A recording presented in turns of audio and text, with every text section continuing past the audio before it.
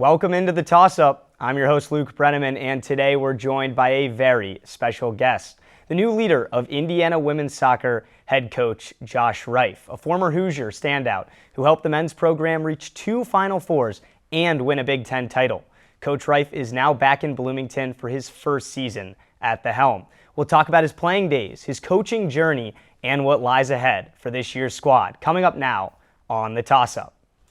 All right, Coach, thank you so much for joining us. First of all, outside of soccer, X's and O's, coaching, how is it to be back in Bloomington? You know, it's been great. I think I really enjoyed my time here, and I would always talk about how much I enjoyed it. And then I spent a long time away, and I think it's not until you get back on campus sometimes that you start to feel the magic of Bloomington and Indiana, and you know, it feels comfortable, is what I would say. When you look back at your time in the early 2000s playing here as a Hoosier, I talked about in the intro, a Big Ten championship, you were a first-team caliber player in the conference. What lessons and memories do you cherish most from that time? I think, you know, it sounds really cliche, but it's always about people. And I think, you know, I tell our players all the time that it's, you know, these experiences and the memories and the things that you're going to take from, you know, from your time here with this, you know, at Indiana, it's going to be long lasting. It's going to be impactful. And that's the goal is, you know, let's go create some great memories. And along the way, you're going to probably have some on and off the field success and, you know, disappointment. But again, it's all worth it in the end. When looking into your bio a little bit, started at TCU as a Horned Frog in Fort Worth, then transferred here to Bloomington. What brought you here, and what was that process like in the portal where now it's so common, but maybe not as much back then? Yeah, I tell people I transferred before it was cool, you know. So, you know, I loved my time at TCU. I'm from the Dallas area, you know, but I think I wanted more from my soccer experience, you know, and so I was I can tell you I was a bit naive in understanding really all that Indiana soccer had to offer, but we had played them in a non-conference tournament earlier that year. Butler had hosted a tournament, and so we played against them, and I guess at some level left a little bit of an impression. And so when I was looking for a new home, you know, IU was one of the places that kind of that I reached out to and said, you know, hey, would there be some interest? And they said, yeah, let's get you up here. Have you used any of what you learned in that experience back in your days now in a transfer portal world where it feels like there's a transfer every day? Yeah, yeah. I mean, I think the stigma, right? I mean, even when I did it, I think there was a little bit of a stigma of, you know, who transfers, and I think part of this world that we live in now, I think that people can be hasty in making decisions. So I think I have the ability to speak to them, you know, especially recruits, that, hey, you know, don't be hasty and just jump at the first thing that, you know, is thrown your way, right? But if you do, right, I think there's, you know, the positive of the transfer portal, I think, is it gives players and, you know, student athletes the opportunity that if it's not the right fit, that they're not locked into it and they can go find a place that maybe is a good fit for them. So once you did find your fit, you were obviously under the legend, Jerry Yeagley. What was that like, playing under a guy with his resume and just so beloved by everyone who's been a part of his journey? Yeah, Coach is the best. I mean, and I say that. I think he had such a unique ability beyond just the X's and O's, right? I mean, that was kind of a given when you walk into a place like Indiana, that the soccer is going to be at a high caliber. But I think the way he related with people, and I always say he has had one of the hardest jobs in the country, because every year he was getting the best players, you know, and it's like, all right, you get them, but now how do you get them to work together? How do you get them to mesh? You know, and so Coach, you know, I think he's everything that he's cracked up to be. You know, I mentioned off air earlier, we're talking about it, but I say sometimes don't meet your heroes. Like, Coach is the exact opposite. He's genuine. He's true to who he is. You know, he could command respect in any room he walks into, but never does. But I think that's also part of what's endearing and what people gravitate towards. Absolutely. So let's move to now your coaching journey. So the playing days behind us, at least for now. Maybe some exhibition. Long ways behind me. Your first Division I stint as a head coach at Ball State in Muncie. What did you learn? What did you pick up on? Just overall, how was it? Yeah. I mean, it was great. You know, I think there comes a time, at least I felt like in my growth, where spent a time as an assistant at some great programs, working with some great coaches, both in college and professionally. And, you know, I think where I wanted to go in my career, I think I was looking for a head coaching position, but you want to find the right place that you feel like you can succeed. And, you know, I think and I feel like we did that. But I think what I learned most is that the players can handle a lot more than you think they can, especially in regards to, I use this phrase a lot, that I don't really believe in hard conversations. We're just exchanging information. It becomes perspective. But I think trusting players that they're not always going to enjoy everything that you have to say to them, or that I say coaching, not criticism, but I think they can take a lot more than you probably think, and especially for our staff, we want to be people driven. I don't think you have to compromise being about people and having success. I think you actually get more buy-in, and I think players feed off of that a little bit more when they know that you actually are invested in them as a person and not just as a player. But I think when you do that, it's a natural thing of hey, you don't want to disappoint people, but understand that that might happen, but the players can handle it. They just want the truth. When I was looking into your coaching style and philosophy, a source online called you a faith-oriented coach, and using that as a way of mentorship. What does that look like in your day-to-day coaching? Yeah, I mean, I think it's, for me at least, it starts with a basic value of human life and value in people, right? Again, it's a phrase we use a lot with our program, is that soccer is what we do, it's not who you are. And I want our players to understand that, it's student athlete. I think all of us on our staff, we've all been in their shoes. Again, I feel it's such an honor and privilege to be here at my alma mater, but, I can look at them and say, no, I've played games at Armstrong. I've been, I've taken some classes in the Kelly School of Business. I've been, on this campus. I've been in the union. So I've been where they're at, and understand that it'd be naive as us as coaches to think that everything is fine. The other 21 hours of the day we don't see them and they just show up and everything should be fine, right? That's just not real world. That's not the real life. Now, it's not an excuse for we still have a job to do, but I think being able to talk to players and again, just at a human level, respect them for who they are, for what, whether they believe that doesn't matter. But I think, at least for me, faith-driven coaching is hey, we're going to start from a point of you are a human that has inherent value, and you have value beyond soccer.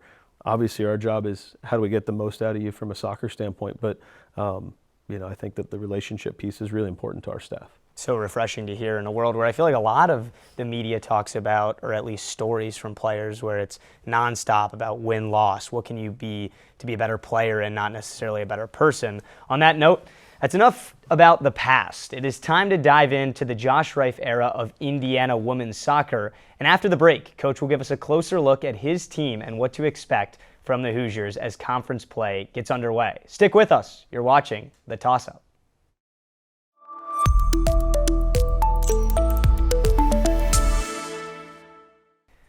Welcome back to our Franklin Hall studios. It's time to take a look at the 2025 Indiana women's soccer team, season, and current focus. No better person to do it with than first-year head coach Josh Rife. Coach, you've played 6 games, 3-2-1 for record, but conference play starts on Friday. Just through this first month, what have you seen out of the Lady Hoosiers? I think they're extremely driven. I think we can't hide from last year's record, right? And I think that's something, though, that they took on as a challenge, and they said, look, we don't want to repeat that history, right? And so they came in extremely focused, prepared.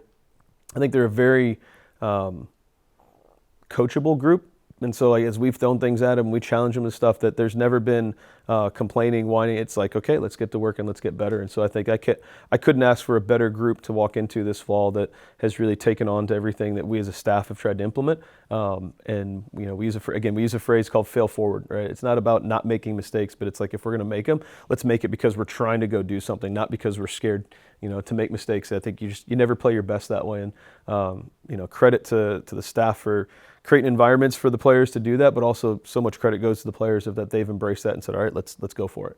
Now that the season's kind of settling in, we know you've been here since early summer and beyond. You were talking off camera when you got here about just how chaotic your first season can be, where you're coming in, you're leaving another program, you're saying your goodbyes, you're also trying to recruit. Do you mind just walking our audience through that kind of quick story of what your day-to-day was like? Yeah, I kind of shared it all happened pretty quick. It was a phone call on a Saturday. It was on campus on a Sunday. It was accepting on a Monday, telling one team goodbye on a Tuesday, meeting a new team, kind of wrapping up loose ends on a Wednesday.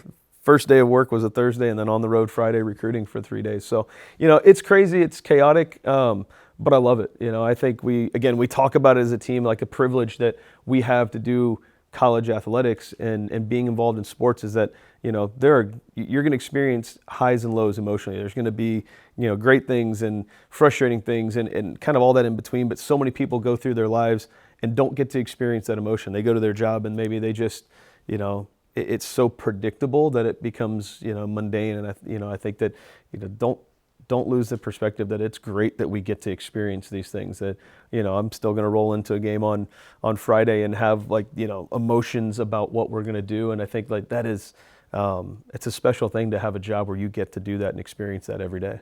So many moving parts. You talked about just the ability to be here and being grateful for it. Your team has had tremendous success playing in Bloomington. You guys are an undefeated 3-0 at Bill Armstrong Stadium. Where does that come from, and how confident are you guys defending your home pitch? Yeah, I think, home field advantage is a real thing, and especially when you look at, Armstrong Stadium and, the types of games that it's hosted. And I think, I want our ladies to understand that, Armstrong Stadium is not men's or women's, it is Indiana soccer, right? And we should be proud, and we are proud to go and defend home turf and to play at Armstrong. I don't think there's a better field in the country. There's not a better setup. It's pretty unbelievable. So we're, I think we're confident when we get to be at home. It's familiar, but I think one of the growth areas for us, and we're going to see the first few games of the conference, is we're going to be on the road, and it's we need to be battle tested, and we need to be able to get results when we're on the road. And so I think it's kind of that next challenge is how do we take that on and say, let's go be a great team everywhere. Big Ten Conference play kicks off this Friday in Champaign against Illinois. You guys are on the road till about the end of the month. Yeah. What does the conference look like this year? Obviously, your first year in the Big Ten. What do you know about the league? Any exciting challenges or opportunities that you guys have talked about? What do you know about the league? It's one of the best conferences in the country, which is great, and we've kind of encouraged our ladies that, anytime we face challenges is good, right? It's good. We want to be challenged. We should be challenged.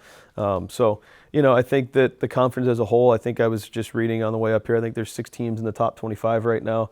We're going into Champaign, a team that's undefeated right now in the season, is getting votes, receiving votes as well. And so what a better time for us to go in and test ourselves. And,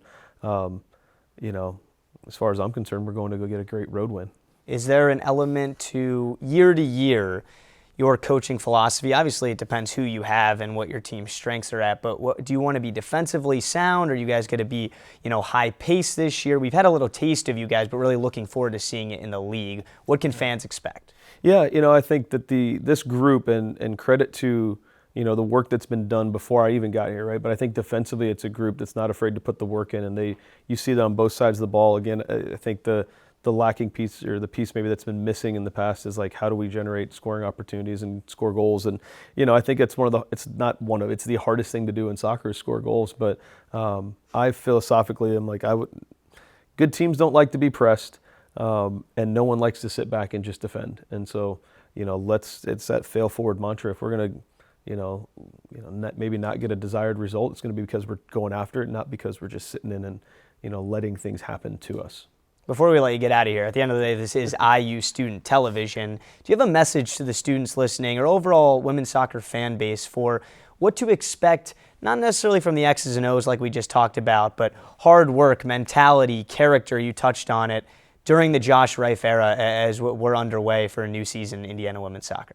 Yeah, look, I hope the student body comes out and supports these young ladies. Again, the challenge is that we have to go out and give a product that they can be proud of, and so we're going to show up every day to work. I think a little bit of that Midwest blue collar mentality. It's going to be a staple of our program forever. And I think it has to be. But I think it's going to be a team that they can be proud of, and they're going to want to come support and rally. And again, I want to create, as far as college soccer, again, not men's, not women's, but college soccer in America, Indiana is the place to be. And I think that's the goal. That's what we're chasing after. And I think the young ladies have really taken hold of that, and they're showing up every day to kind of create that. A Texas native himself talking about the Midwest charm.